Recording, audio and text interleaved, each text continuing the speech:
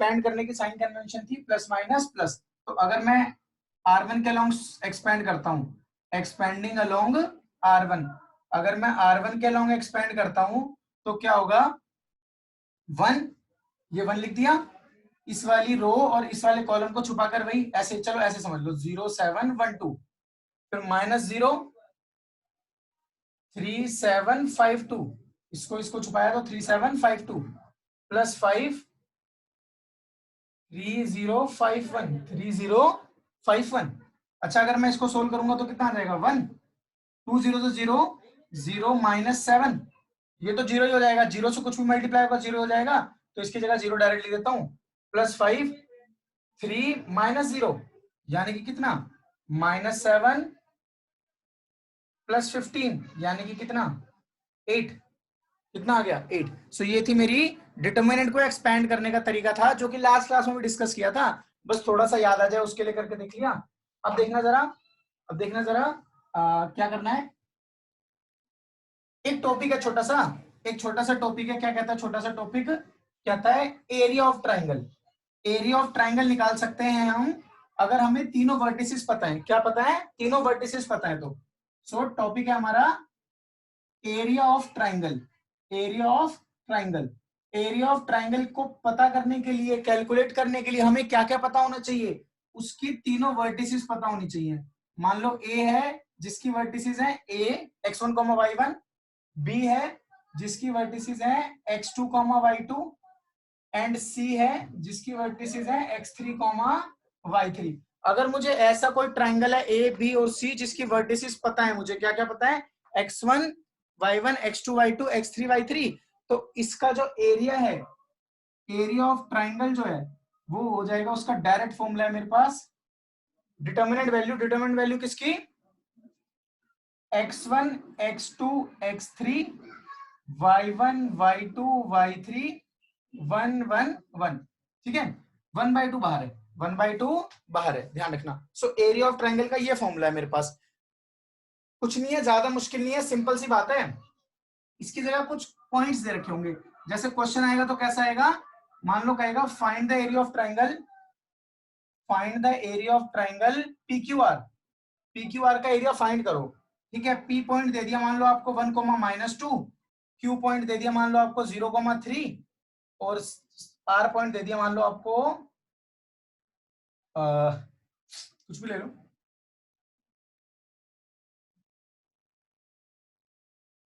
-2 0,3, कुछ भी ले लो, 3,1 ले लो, चलो 3,1 ले लो, ठीक है। अब आप इसका एरिया निकाल देना, अब आप इसका एरिया निकाल देना। तो कुछ नहीं करना, सिंपल P की जगह P का पॉइंट रख दोगे, यानी कि x1 की वैल्यू आ गई 1, y1 x2 की वैल्यू आ गई 0, x3 की वैल्यू आ गई 3, y1 की वैल्यू आ गई -2, y2 की वैल्यू आ गई 3, y3 की वैल्यू आ गई 1। डिटर्मिनेंट सॉल्व कर देंगे, यानी कि इजी एक्सरसाइज है ये तो हमारे लिए, कुछ खास नहीं करना। एक काम करो, एनसीईआरटी बुक निकालो और एनसीईआरटी बुक का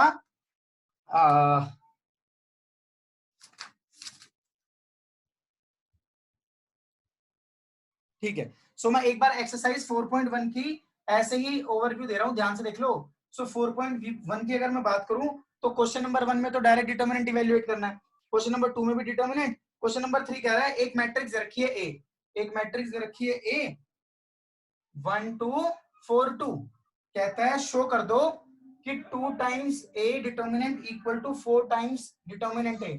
मतलब ये एक वैसे प्रॉपर्टी है, ये एक प्रॉपर्टी है, इसको आप एज अ रूल भी याद रख सकते हो। This is a property, as a rule भी याद रख सकते हो। कौन सा रूल एज अ रूल याद रख सकते हो? ध्यान से देखना, इसमें एक्चुअल में हो क्या रहा है, ये ट्रू आएगा, ये ट्रू आएगा। एक्चुअल में हो क्या रहा है इसमें, डिटर्मिनेंट के ए इक्वल्स, ध्यान से देखना, डिटर्मिनेंट के ए इक्वल्स के की पावर n डिटर्मिनेंट ए, ये फॉर्मूला है। क्या है ये फॉर्मूला है, ध्यान रखना, क्या फॉर्मूला है, के ए डिटर्मिनेंट इक्वल टू के की पावर n डिटर्मिनेंट ए। अब कोई पूछेगा के क्या है, तो के तो दिख रहा है आपको, एक कांस्टेंट है, स्केलर।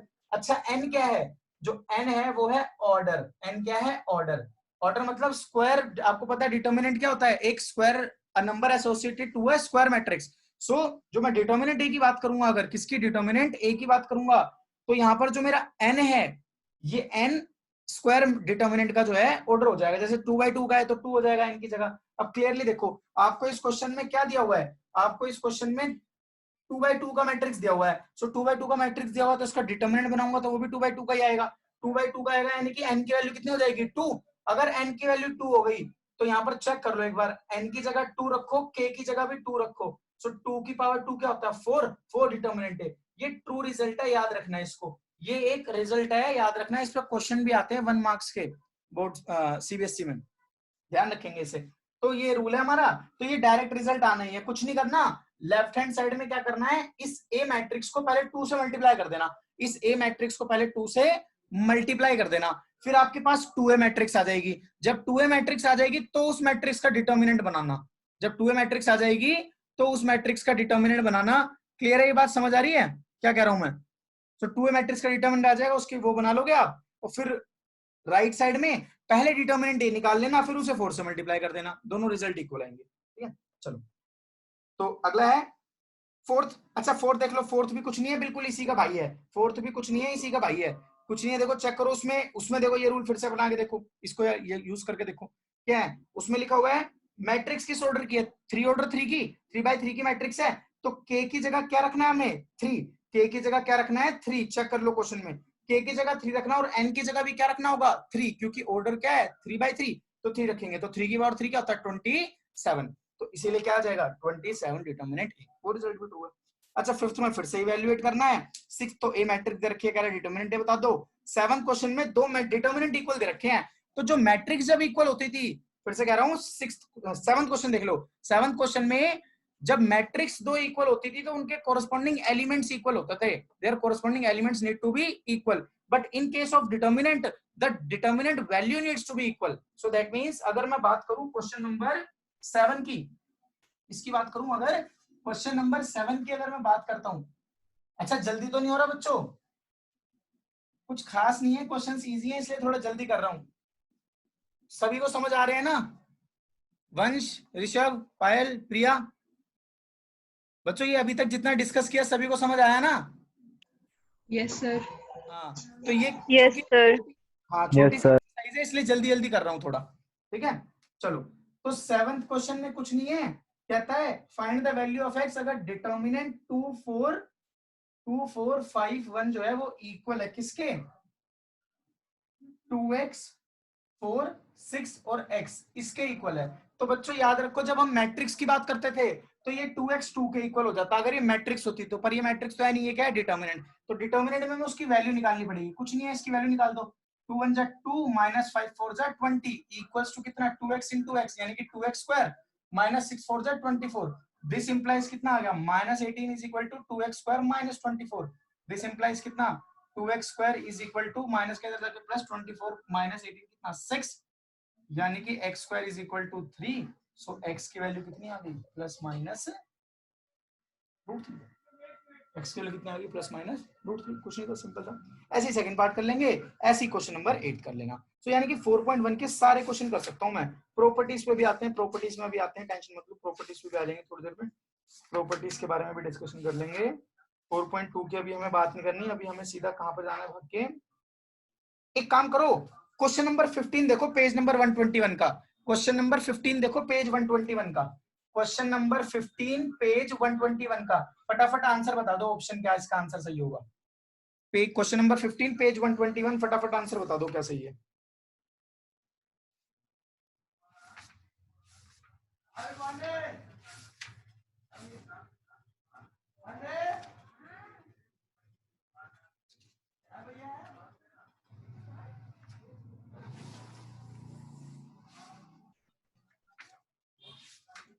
Third part sir. इसका क्या है third?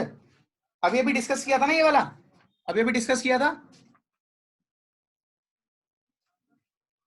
Shark has entered the waiting room, अभी अभी हमने डिस्कस किया था बच्चों, ठीक है। एरिया वाली एक्सरसाइज, हाँ ये रहा एरिया ऑफ 4.3। अब एक्सरसाइज 4.3 पे आ जाओ भाग के, 4.1 के सारे क्वेश्चन कर सकते हैं हम, 4.3 पे आ जाओ भाग के, फिर प्रॉपर्टीज ऑफ डिटरमिनेंट की बात कर लेंगे, फिर हमारा जो है 4.2 करने लायक भी हो जाएंगे। तो अभी के लिए हम 4.1 कर सकते हैं, और ये क्वेश्चन नंबर 15 जिसका भी था हमने वो कर लिया, पेज 121 का क्वेश्चन नंबर 15 भी कर सकते हैं। अब आ जाओ 4.3 पे, 4.3 पे आ जाओ। अच्छा बच्चों, किसी से वाइफ लिया हुआ है, क्या बोलते हैं, हॉटस्पॉट लेकर मैं क्लास ले रहा हूँ, तो एक ही क्लास लूंगा आज, ठीक है, एक ही क्लास लूंगा, ठीक है। तो जल्दी जल्दी कवर कर लेते हैं जितना भी हो जाएगा, बाकी फिर देखते हैं संडे को क्लास करते हैं एक और। 4.3 देख लो, इतने इतने 4.3 देख लो। 4.3 क्या कहती है, 4.3 कहती है find the area of the triangle. ये तो बड़ा इजी है, find the area of the triangle. ये पॉइंट्स दे रखे हैं, कुछ नहीं करना, एरिया निकाल देना बस। कैसे निकालोगे एरिया, एक पार्ट करके देख लेते हैं। क्वेश्चन नंबर 1 का फर्स्ट पार्ट, पॉइंट क्या क्या दे रखे हैं, 1,0, 6,0, 4,3, ये पॉइंट दे रखे हैं। सो वी नो दैट, हमें क्या पता है, area of triangle equals 1/2 determinant x1 x2 x3 y1 y2 y3 1 1 1, ठीक है। क्या है, x1 x2 x3 y1 y2 y3 1 1 1, ठीक है।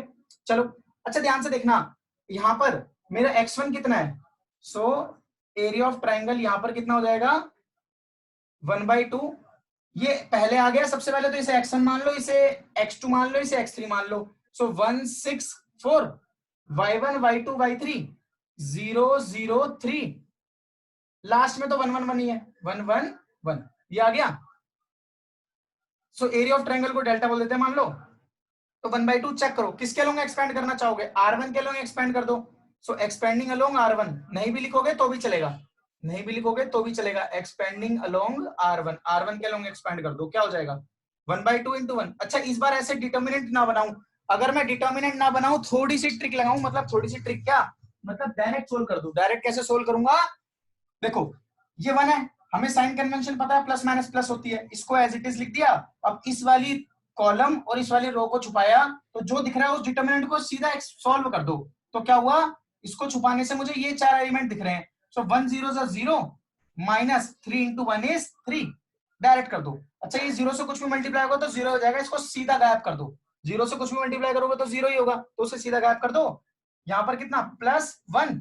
अच्छा फिर से इसको अगर छुपाता हूं तो ये 4 एलिमेंट दिख रहे हैं, इसको इससे मल्टीप्लाई 6 3 18 माइनस इसको इससे मल्टीप्लाई 4 0 0, क्या आ गया 1/2, 0 माइनस 3 इज -3 प्लस 18, यानी कि कितना आ गया 15/2।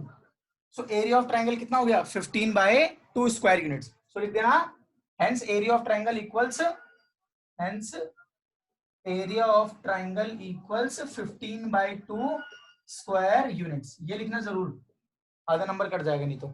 Area of triangle is equal to 15/2 square units. तो ये हो गया हमारा एरिया ऑफ ट्राइंगल का क्वेश्चन, ठीक है। तो अब इसकी मदद से मैं क्या कर सकता हूं, इसकी मदद से मैं चाहूं तो 4.3 के क्वेश्चन नंबर 1 के सारे पार्ट कर सकता हूं, क्वेश्चन नंबर 1 के सारे पार्ट कर सकता हूं।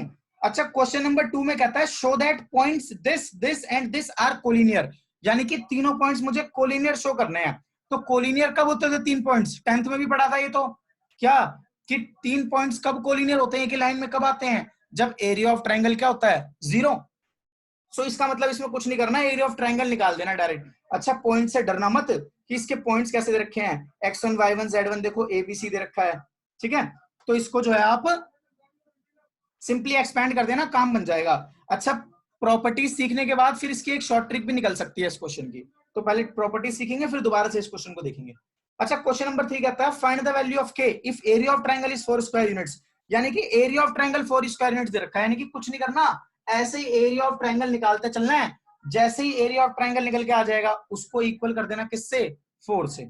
एरिया ऑफ ट्रायंगल निकल के आ जाएगा, वो k की टर्म्स में निकल के आ रहा होगा। क्वेश्चन नंबर 3 में एरिया ऑफ ट्रायंगल k की टर्म्स में निकल के आ रहा होगा, उसको इक्वेट कर देना किससे, जो गिवन एरिया है यानी कि 4 से, पहले पार्ट में। तो ये भी कर सकते हो आप क्वेश्चन नंबर 3, कोई दिक्कत नहीं है, अगली क्लास में मैं इनके डाउट्स ले लूंगा, टेंशन मत लो। फोर्थ कहता है find the equation of line joining this and this using determinants, कहता है इक्वेशन बतानी है आपको लाइन की जो कि इन दोनों पॉइंट से जुड़कर बन रही है यूजिंग डिटर्मिनेंट। अच्छा एक बात बताओ, एक बात बताओ, ध्यान से देखना, क्वेश्चन नंबर 4 थोड़ा सा बढ़िया है, क्वेश्चन नंबर 4 थोड़ा सा बढ़िया है, तो ये नोट कर लो एक बार, या तो ये स्क्रीनशॉट ही ले लो, जल्दी जल्दी करना है आज तो वैसे भी। सो स्क्रीनशॉट ले लो आज की क्लास में, बाकी फिर अगली क्लास से नोट कर लिया करेंगे, ठीक है। चलो डन। ऋषभ, प्रिया, पायल, चलो ले लिया होगा योग, ठीक है आ जाओ।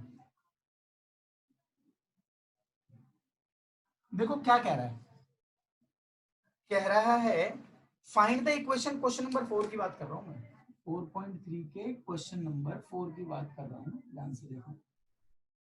देखो याद करो, 2 पॉइंट से हम इक्वेशन निकाल लेते थे, 2 पॉइंट अगर हमें दे दो तो हम इक्वेशन निकाल लेते थे। स्ट्रेट लाइन में सीखा था हमने, स्ट्रेट लाइन में हमने सीखा था क्या, कि अगर हमें 2 पॉइंट्स दे दो, कौन कौन से, कोई भी 2 पॉइंट्स दे दोगे अगर आप हमें, so I will be able to calculate, तो मैं क्या निकाल सकता हूं, अगर 2 पॉइंट्स दे दिए तो मुझे इक्वेशन निकाल सकता हूं स्ट्रेट लाइन की। याद है 2 पॉइंट फॉर्म, याद करा देता हूं एक बार, याद करा देता हूं, कोई दिक्कत नहीं है, काम आएगी आगे। 2 पॉइंट फॉर्म होती थी हमारी, याद है क्या, x1 y1 and x2 y2 से पास होती हुई लाइन की 2 पॉइंट फॉर्म होती थी क्या, y minus y1 equals y2 minus y1 divided by x2 minus x1, x minus x1 11th में सीखा था, 11th में सीख के आ रहे हो आप। इस वाले हिस्से को स्लोप कहते थे, याद है, इस वाले हिस्से को स्लोप। तो कोई बच्चा अगर इस तरीके से कर देगा तो क्या उसे नंबर मिलेंगे, नहीं, उसे नंबर नहीं मिलेंगे। क्यों, क्योंकि डिटर्मिनेंट को यूज करके करना है। तो ठीक है, फिर डिटर्मिनेंट यूज करके कर लेते हैं। एक बात बताओ, एक छोटी सी बात बताना, मान लो एक पॉइंट है P, ये बन भाई ये है, अच्छा एक पॉइंट है Q, एक पॉइंट है मान लो Q, ये है 3,6। अब मुझे इसकी इक्वेशन निकालनी है, मुझे क्या करना है, इसकी इक्वेशन निकालनी है। अच्छा अगर मैं इसकी इक्वेशन डिटर्मिनेंट की मदद से निकालना चाहता हूँ, तो एक बात बताओ, ये जो PQ पॉइंट्स हैं, अगर ये स्ट्रेट लाइन है तो ये, इसके ऊपर अगर मैं कोई भी एक पॉइंट ले लूंगा अपनी मर्जी से, अगर मैं कोई भी एक पॉइंट ले लूंगा अपनी मर्जी से, तो वो क्या होगा, कोलिनियर होगा, नहीं होगा ये भाई। अगर मान लो मैंने इसमें कोई पॉइंट ले लिया R से, x, y पॉइंट ले लिया मैंने, R पॉइंट ले लिया, x, y, तो क्या ये कोलिनियर है तीनों पॉइंट या नहीं है, कोलिनियर होंगे तीनों पॉइंट। तो इसमें एरिया ऑफ ट्रायंगल क्या निकल के आएगा, 0। यानी कि कुछ नहीं करना है, एक पॉइंट R मान लेना x, y, और एरिया ऑफ ट्रायंगल जो है वो 0 के इक्वल कर देना। जब आप 0 के इक्वल करोगे अपने आप इक्वेशन बन के आ जाएगी। समझ में आ गया, क्लियर है। जैसे कुछ नहीं करना, एरिया ऑफ ट्रायंगल के लिए x1 कितना हो जाएगा 1, x2 कितना हो जाएगा x, x3 कितना हो जाएगा 3, y1 कितना हो जाएगा 2, y2 कितना हो जाएगा y, y3 कितना हो जाएगा 6। यहाँ तो 1 1 1 था ही। अच्छा एरिया ऑफ ट्रायंगल के बाहर 1/2 था, क्योंकि पॉइंट्स कोलिनियर है तो एरिया ऑफ ट्रायंगल 0 के इक्वल। अब सोल्व कर लेना बच्चों, नहीं हो पाएगा तो डाउट में पूछ लेना अगली क्लास में, कोई दिक्कत नहीं है। सो ये था हमारा 11th वाला मेथड, जो कि आगे काम आएगा, आगे काम आएगा कहीं पर, इस क्वेश्चन में नहीं लगा सकते। ये था हमारा 12th वाला। तो 2 पॉइंट्स दे रखे होंगे, बीच में आप एक पॉइंट मान लेना x, y। अब क्योंकि स्ट्रेट लाइन है तो कोलिनियर तो होगी, ट्रायंगल तो बनेगा नहीं, उस पर कोई भी पॉइंट ले लोगे, हमने पॉइंट ले लिया और उस पर x, y। क्लियर है बच्चों, क्लियर है नहीं है, ओके चलो। सो ये हमारा क्वेश्चन नंबर 4 हो गया। अब क्वेश्चन नंबर 5 कहता है, if the area of triangle is 35 square units with vertices this is this, then k is. तो k की वैल्यू बतानी है आपको। k की वैल्यू बताने का मतलब क्या है, simply area of triangle equal to 35 रखो, k की वैल्यू निकाल लो। तो यानी कि मैं इसके सारे के सारे क्वेश्चन कर सकता हूँ, इसके सारे के सारे क्वेश्चन कर सकता हूँ। क्लियर है तो बोल दो। तो अभी के लिए आप लोग क्या करो बच्चों, एक सेकंड इतने जो है, थोड़ा सा मैं पानी पी लूं, इतने आप लोग एक काम करो, इस क्वेश्चन का फिफ्थ क्वेश्चन ही कर दो, फिफ्थ क्वेश्चन ही कर दो। चलो सो अब डिस्कस कर रहा हूं बच्चों मैं आपके साथ माइनर्स। क्या डिस्कस कर रहा हूं, माइनर्स। माइनर्स देखना किसे कहते हैं, माइनर्स कहते हैं MIJ। माइनर्स को किससे लिखते हैं बच्चों, MIJ से। किससे लिखते हैं, MIJ। कोई पूछे माइनर्स निकाल दो, कोई कहता है माइनर्स निकाल दो, तो माइनर्स का मतलब क्या है, MIJ की बात कर रहा है। किसकी बात कर रहा है, MIJ। अच्छा MIJ निकलेगा कैसे, ये निकलेगा कैसे देखना, evaluating determinant obtained by eliminating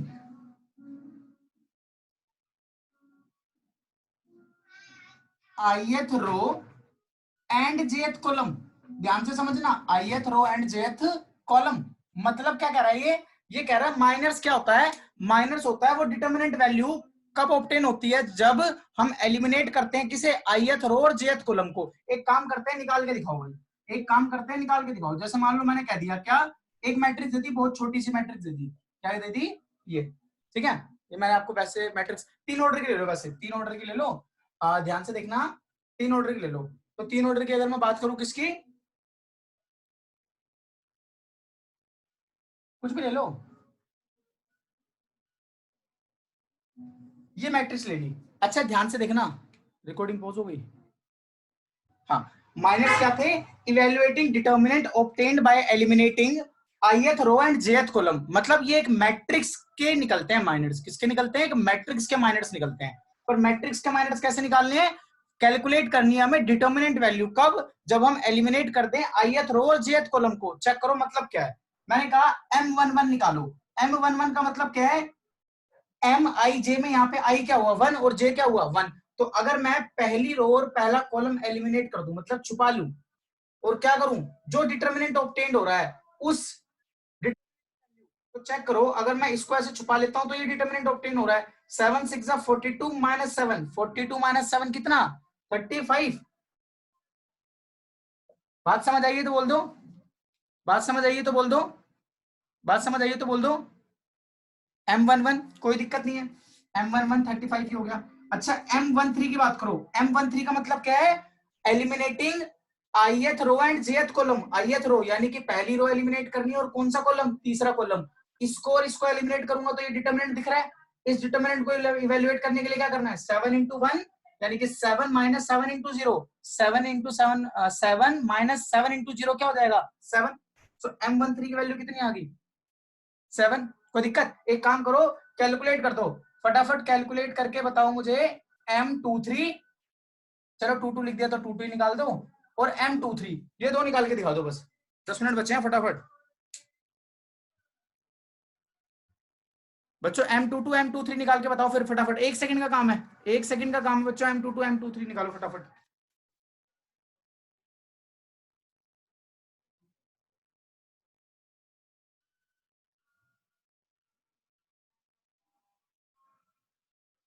जल्दी।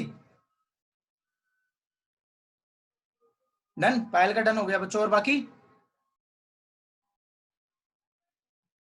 M22 दूसरी रो दूसरा कॉलम, 6 3 जा 18, 18 आया क्या? M22 Payal, thumbs up if 18।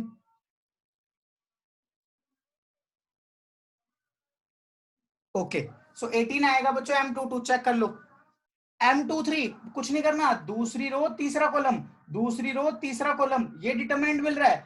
3 into 7 21 minus 0 into 2, 21 minus 0 कितना? 21। तो 23 कितना आ जाएगा? 21। सो मैं मान के चल रहा हूं कि आप लोगों को माइनर्स की कहानी समझ में आ गई होगी। कोई भी पूछेगा माइनर निकाल दो तो माइनर्स निकाल सकते हो, बोल दो माइनर्स निकाल सकते हो। तो सभी बच्चों फटाफट बता दो।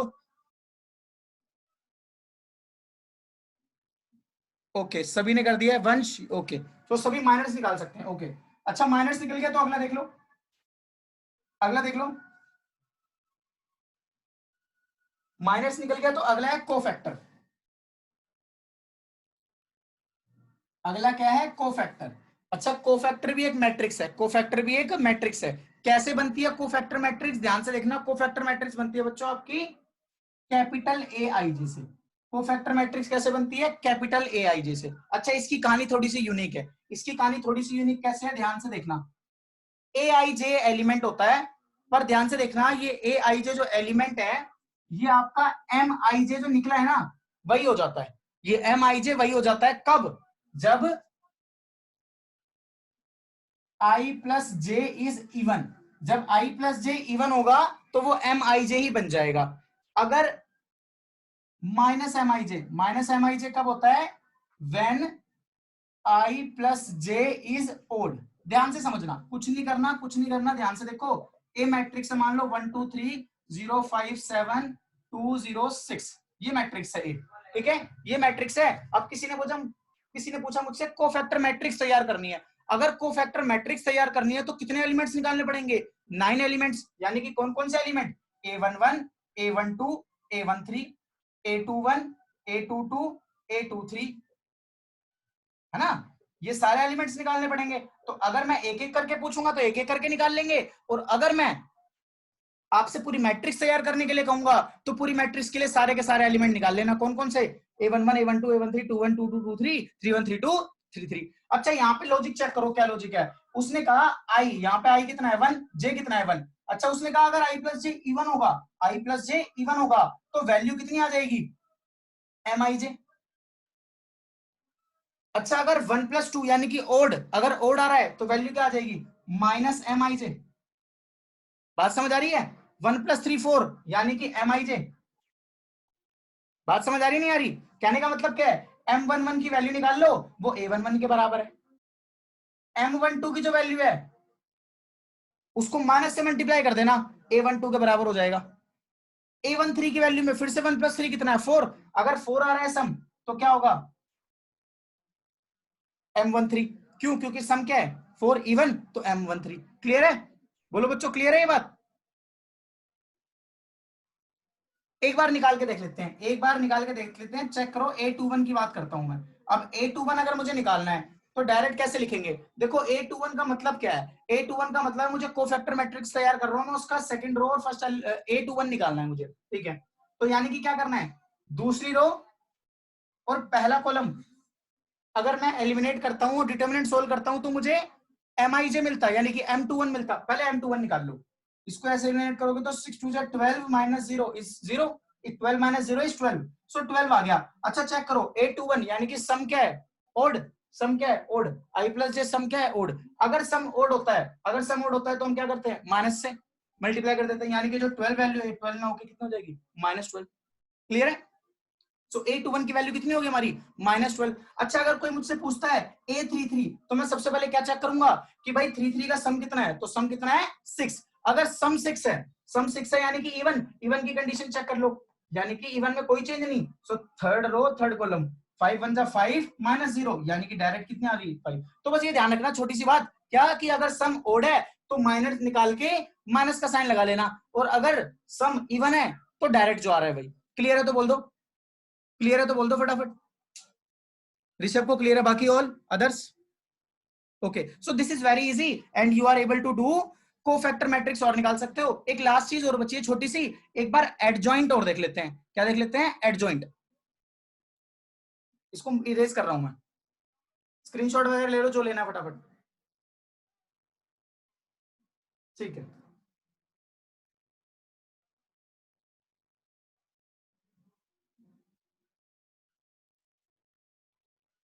अच्छा ध्यान से देखना, जब हमसे वो बोलेगा ना एडजॉइंट निकाल दो, तो वो हमसे ये नहीं बोलेगा कि पहली रो और दूसरा एडजॉइंट निकाल दो, दूसरी रो और तीसरा एडजॉइंट निकाल लो।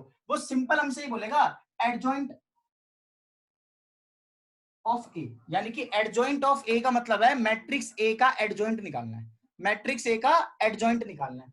तो एडजॉइंट ऑफ ए मतलब मैट्रिक्स ऑफ ए का एडजॉइंट, वो क्या होता है? कोफैक्टर मैट्रिक्स तैयार करनी आ गई, कोफैक्टर मैट्रिक्स तैयार करनी आ गई। कोफैक्टर मैट्रिक्स कौन सी? जो अभी A11 वाली बनाई थी, A12 A13 वाली जो बनाई थी अभी मैट्रिक्स, वो वाली मैट्रिक्स का ट्रांसपोज कर देना, उस वाली मैट्रिक्स का ट्रांसपोज कर देना, एडजॉइंट ए मिल जाएगा। क्या कह रहा हूं मैं? कोफैक्टर मैट्रिक्स निकाल लो, कोफैक्टर मैट्रिक्स निकालने के बाद जो मैट्रिक्स तैयार होगी उसका ट्रांसपोज कर देना, उसका ट्रांसपोज कर देना, तो जो भी ट्रांसपोज आएगा वही हमारी एडजॉइंट हो जाएगी। क्लियर है? क्लियर है तो थम्स अप कर दो बच्चों।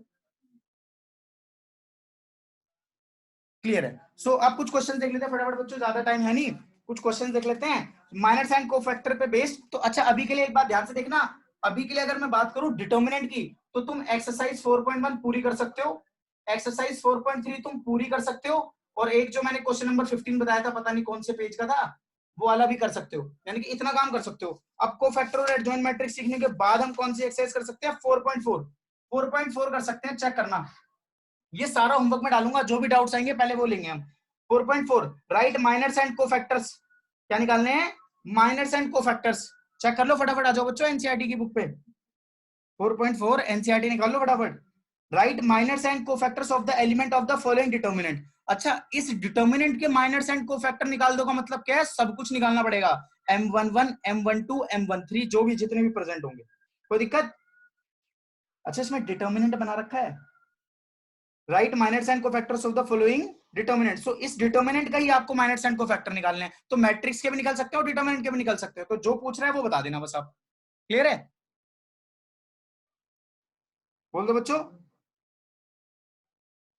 Yes, sir. ओके चलो आ जाओ।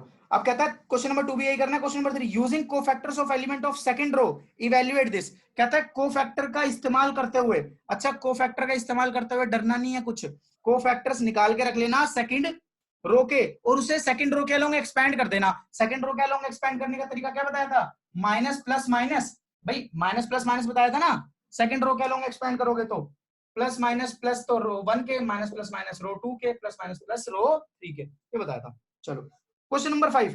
क्वेश्चन नंबर 5 कहता है if delta equal to this aij is cofactor this is the value of determinant. क्या होगी? कोई दिक्कत नहीं है, सोल्व कर लेना, डाउट आएगा तो पूछ लेना। अच्छा adjoint of a matrix, adjoint of a matrix भी आ गया आपके सामने 4.5 में। 4.5 एक्सरसाइज में भी एडजॉइंट ऑफ अ मैट्रिक्स की बात चल रही है। सो जहां तक मुझे लगता है तो 4.4 भी कर सकते हो आप, 4.4 भी कर सकते हो, 4.5 भी कर सकते हो। तो बच्चों अभी आज के लिए इतना ही रखते हैं, ठीक है? किस्मत से क्लास हो गई आज, ठीक है? और काफी काम भी हो गया आज, तो जो है मैं होमवर्क आप लोगों को भेज दूंगा, ठीक है? अभी हाथ के हाथ ही भेज रहा हूँ, भेज दूंगा नहीं, भेज रहा हूं मैं हाथ के हाथ ही। तो इतना काम करके रखना और प्लीज इस बार सभी सेंड कर देना बच्चों ये होमवर्क, ठीक है? Yes, sir. Okay, thank you Thank बच्चों। you, sir. ओके।